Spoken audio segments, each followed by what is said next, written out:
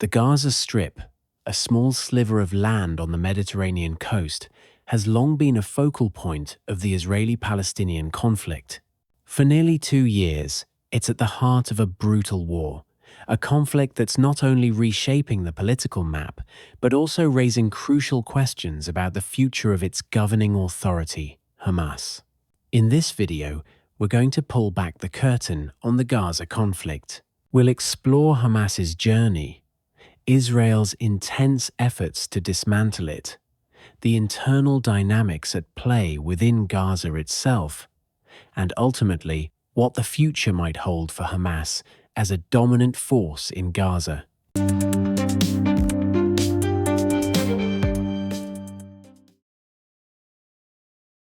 Welcome to TW Global, and don't forget to subscribe to this channel. Now, the current hostilities, as many of you know, erupted with shocking ferocity on the 7th of October, 2023. What immediately triggered this was Hamas's unprecedented cross-border assault on Israeli communities. This wasn't just a spontaneous act, it was a meticulously planned attack involving thousands of rockets and an infiltration by militants.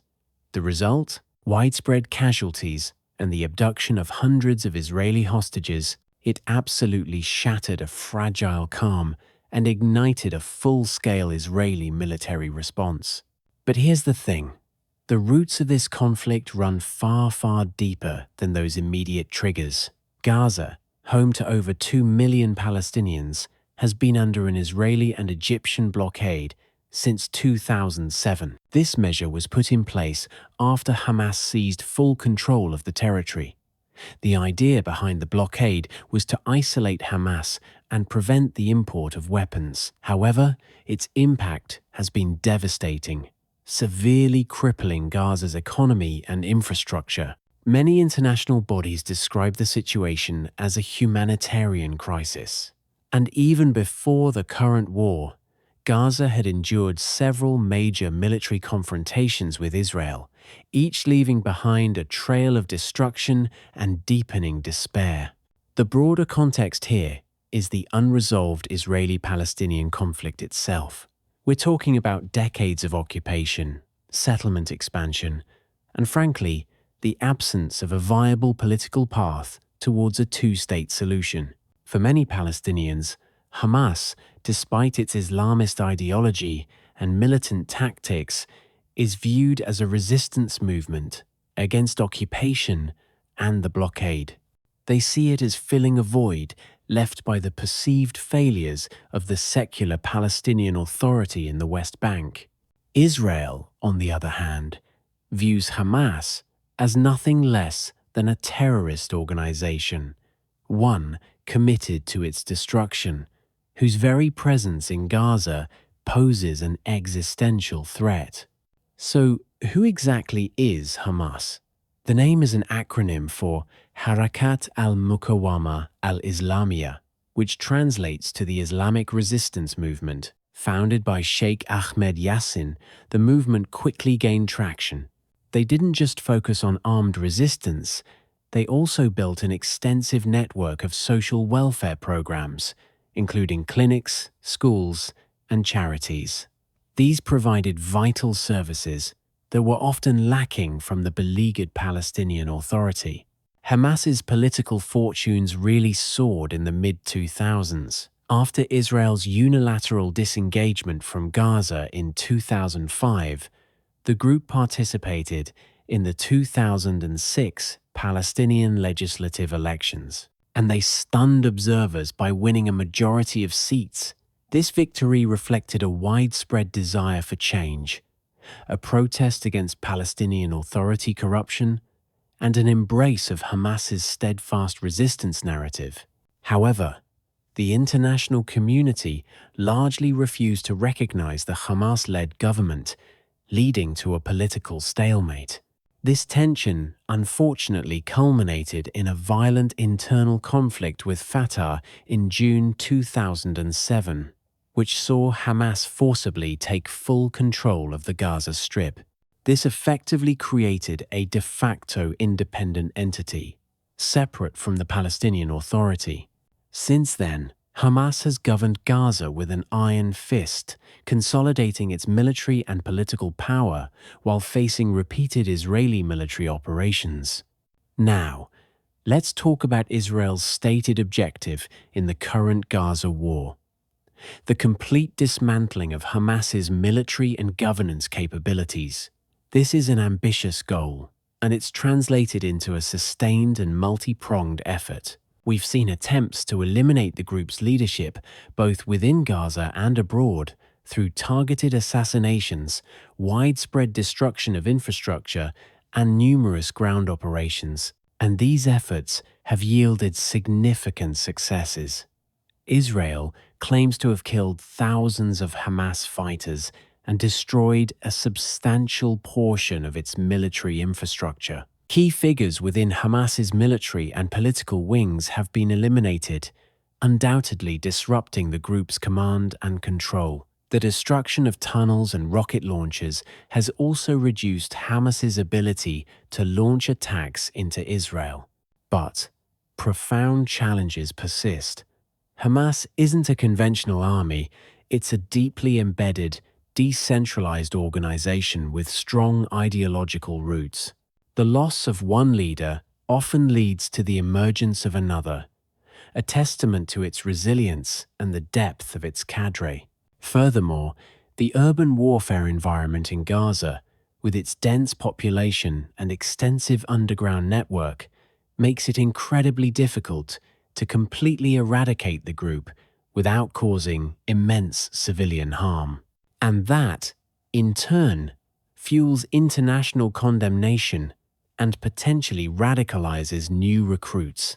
Plus, the group's political leadership often operates from outside Gaza, further complicating efforts to neutralize them. Despite Hamas's tight grip on power, there have been intermittent signs of internal opposition within the Gaza Strip. Though expressing dissent comes with significant risks, public protests against Hamas's governance or the consequences of its conflicts have been rare and swiftly suppressed. However, social media offers a glimpse into public sentiment, with some Gazans expressing frustration over the humanitarian conditions, the lack of a political future, and the cycles of violence. As for alternative leadership structures, they're largely nascent or suppressed. The Palestinian Authority, which technically governs the West Bank, has minimal presence or influence in Gaza. Local clans and civil society organizations exist, but they lack the organized political and military power to genuinely challenge Hamas. Any potential alternative leadership would likely need external support and a clear, unifying vision for post-Hamas governance, which is currently lacking. While there's undoubtedly a desire for stability and a better life among many Gazans, this doesn't automatically translate into active opposition to Hamas, especially given the ongoing Israeli offensive, which often reinforces a sense of collective Palestinian identity and resistance. So, amidst this relentless Israeli offensive, how is Hamas trying to cling to power and maintain its relevance in Gaza? Militarily, the group relies on asymmetric warfare, utilizing its extensive tunnel networks for ambushes, hit-and-run attacks, and surprise appearances. Its fighters are deeply embedded within urban areas, making it challenging for Israeli forces to operate without risking civilian casualties. The continued, albeit diminished, rocket fire into Israel serves as a symbolic act of resistance, demonstrating that the group isn't entirely defeated. And crucially, the holding of hostages is a critical bargaining chip, used to extract concessions and maintain leverage. Politically, Hamas seeks to leverage regional and international dynamics. It aims to portray itself as the defender of Palestinian rights and the legitimate resistance against occupation, hoping to rally support from Arab and Muslim populations. It engages in political maneuvering through mediators, seeking ceasefires that would allow it to regroup and reassert control. The group also maintains ties with regional allies, notably Iran, which provides financial and military support, and Qatar, which has historically played a mediating role. To maintain public support and control within Gaza, Hamas continues to rely on its established narrative of resistance. It attempts to provide essential services where possible, even amidst the chaos, and utilizes its media apparatus to control the flow of information and shape public opinion. While the immense suffering in Gaza has undoubtedly eroded some of its popularity, the perception of a common enemy in Israel can also consolidate support, making it difficult for internal dissent to coalesce.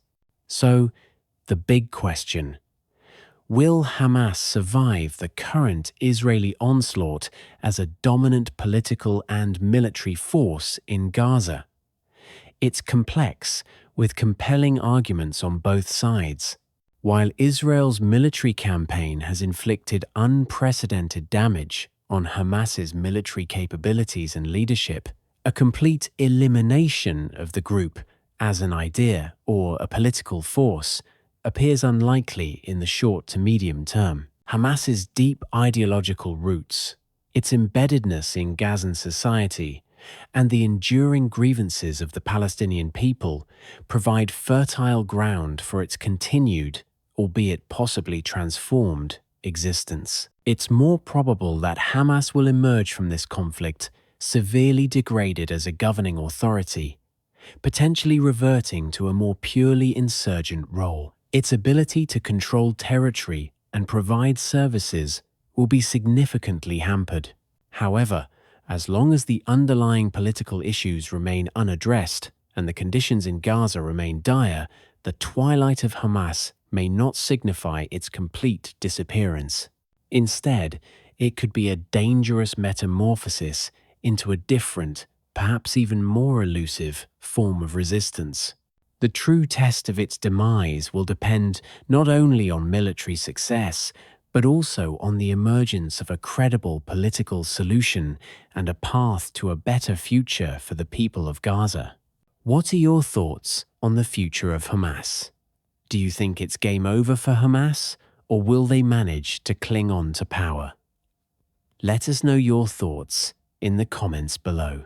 If you enjoyed this video, please hit that like button, share it with your friends, and don't forget to subscribe for more deep dives into global affairs. Thanks for tuning in, and we'll see you next time.